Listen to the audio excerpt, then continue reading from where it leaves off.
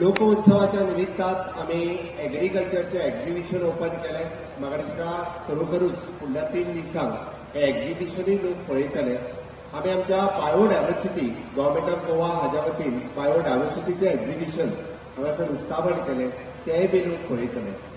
वेगवेगळी लोककला स्टेजीचेर लोक सादर करतले.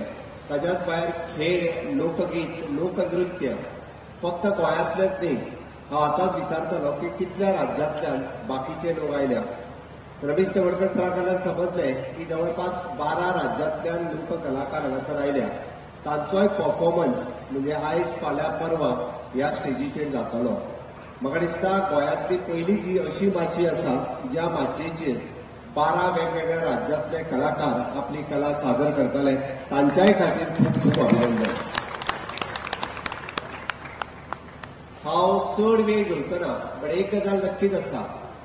Honourable prime minister Narendra Modiji हे सातत्यान आत्मनिर्भर भारत हे मिशन मोडाचेर तेंच्यांनी सुरवात केला आणि आता विकसीत भारत 2047 हे विजन तेंच्यांनी मुखार दवरला.